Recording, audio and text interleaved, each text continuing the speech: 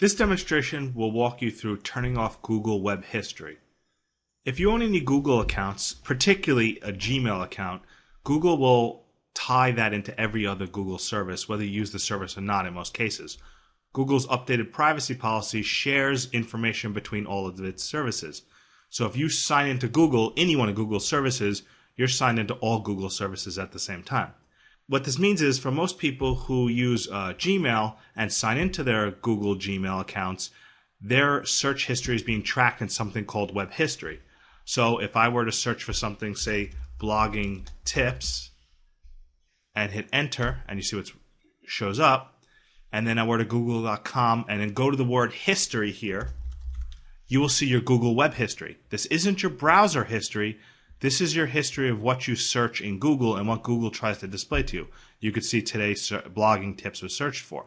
Now, you may not want Google to track everything you search for because this information is going to be shared with advertisers to try to match more relevant ads to what you search for and look for patterns and trends in your search history and your web browsing history. So what you want to do is you probably want to shut it off if you don't want Google tracking all this information. To do that, all you have to do is go to any Google service and then click on your account in the top right and go to account settings.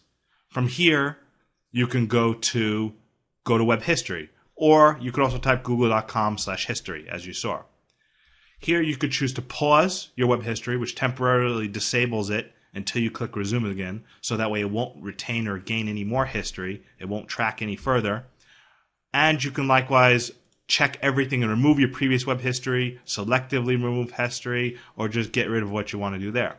Now, one thing about Google Web History is it's not completely accurate into what you actually type for or search for. It tries to build a pattern on what you may have been trying to do.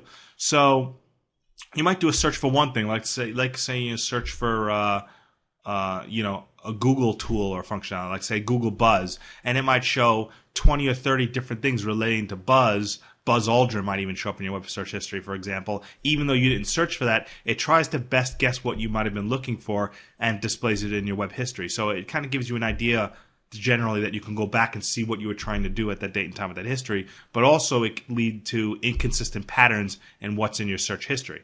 Images, maps, anything you search for, any one of your Google searches, any one of your Google online tools that you use can show up in your Google web history. So most people, if they're unaware and this is being tracked, they're going to want to turn this off by default and not use it. Unless you really like to look back at your history and see what you're doing at date and times, you might want to leave this enabled just to allow Google to collect that information. But for the majority of users, they're probably going to want to turn their web history off just to not let Google have access to all that information.